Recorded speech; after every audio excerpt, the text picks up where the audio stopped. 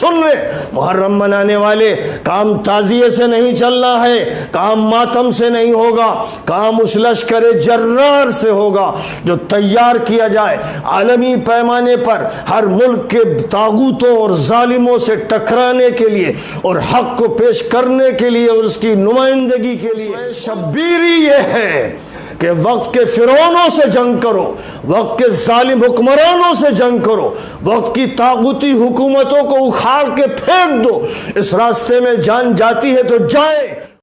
میں بار بار کہتا ہوں، پھر کہتا ہوں شیعہ بھائیوں سے، ایک تو شیعت اور سنیت کے الفاظ پھینک دو اٹھا کر، کسی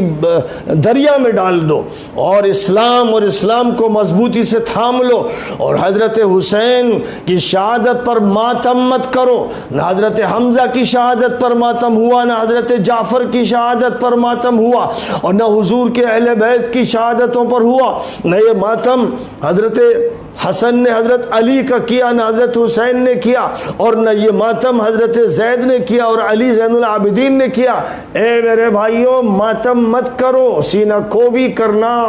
اور بال نوچنا اور گھسوٹنا اور شور مچانا۔ نبی نے فرمایا کہ میں ان لوگوں سے بیزار ہوں، میں ان سے الگ ہوں، میں ان سے بری ہوں جو شور مچائیں اور جو ماتم کی شکلیں پیدا کریں اور جو اپنے کپڑے پھاڑ ڈالیں، بال نوچیں، بال مونڈیں، جو بھی یعنی کسی کی موت پر یہ حرکتیں کریں۔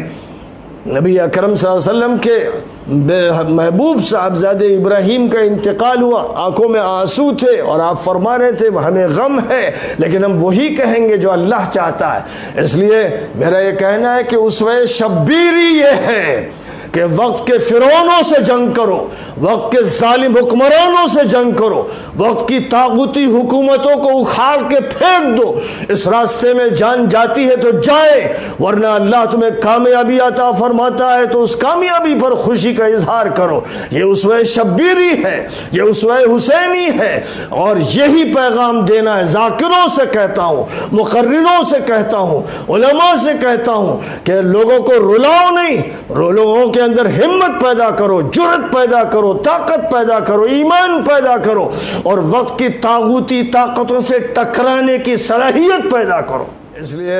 10 محرم کی تاریخ میں ملت کے نوجوانوں کو عزم کرنا چاہیے کہ دنیا کی باطل طاقتوں، جن کو سپر پاور کہا جاتا ہے، ابلیس کی مجلس شورا کے تحت دنیا پر حکومت کرنے والی ابلیسی اور شیطانی طاقتوں اور ان کے مجرم نمائندوں اور ان کے ایجنٹوں کو، جو عربوں کی شکل میں جزیرۃ العرب پر غالب ہیں اور جن کے جرائم اس حد تک آگے بڑھ گئے کہ جزیرۃ العرب کے چپے چپے کو انہوں نے فحاشی کا اور ظلم کا اڈا بنا رکھا ہے، ان کے خلاف اور جو ان کے ساتھ کھڑے ہیں ان سب کے خلاف ایک لشکر حسینی کو عالمی سطح پر تیار کرنا ہے۔ سن لے ذاکرین، سن لے واعظین، سن لے محرم منانے والے، کام تعزیے سے نہیں چلنا ہے، کام ماتم سے نہیں ہوگا، کام اس لشکر جرار سے ہوگا جو تیار کیا جائے عالمی پیمانے پر ہر ملک کے طاغوتوں اور ظالموں سے ٹکرانے کے لیے اور حق کو پیش کرنے کے لیے اور اس کی نمائندگی کے لیے اور اس اعلان کے لیے کہ قتل حسین اصل میں مرگ یزید ہے، اسلام زندہ ہوتا ہے ہر کربلا کے بعد۔ اس لیے کربلا میں کیا ہوا، کربلا میں کیا ہوا اور کیوں ہوا، اس چھوٹے سے رسالے میں اس کو دیکھ لیجئے گا، نیٹ پر یہ رسالہ موجود ہے۔ عربی جاننے والے الحسین، سیدنا الحسین علیہ السلام کی سیرت پر اس کتابچے کو جو مختصر ہے لیکن جامع ہے، پڑھ لینا چاہیے۔ سیدنا حسین اور یزید ملعون پر یہ چھوٹا سا رسالہ ہے جس میں ائمہ اہل سنت کے اقوال دیے گئے ہیں کہ یزید ملعون تھا، خبیث تھا، فاسق تھا، مجرم تھا،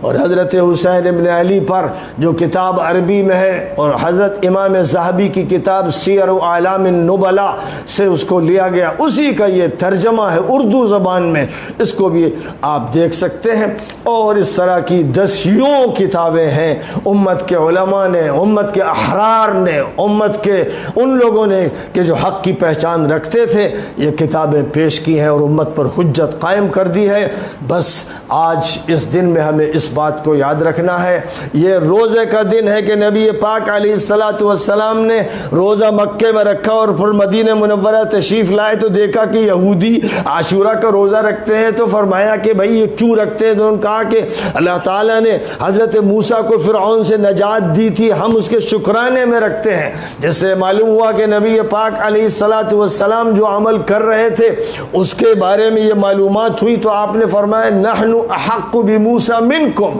ہم تم سے زیادہ موسیٰ کے حقدار ہیں۔ آج میں اہل سنت سے کہتا ہوں کہ ان کو چاہیے تھا کہ وہ شیعوں سے کہیں نحن احق باہل البیت، نحن احق بالحسین، نحن احق بالحسن، انہیں یہ کہنا تھا۔ اگر سنت سے ان کی نسبت ہے، اگر حضور سے تعلق ہے، اور اگر حضور سے جنگ کرنے والوں، حضور کو اذیت دینے والوں، حضور کو تکلیف دینے والوں سے ان کی نسبت ہے تو پھر خوش ہو وہ اپنی جہنم کے لیے، اور خوش ہو کہ وہ فرعون کے ساتھ ہیں، نمرود کے ساتھ ہیں، مجرموں کے ساتھ ہیں۔ اللہ تعالی ہم سب کو نبی پاک علیہ السلام کی بارگاہ میں سرخروئی عطا فرمائے۔ وآخر دعوانا ان الحمد للہ رب العالمین۔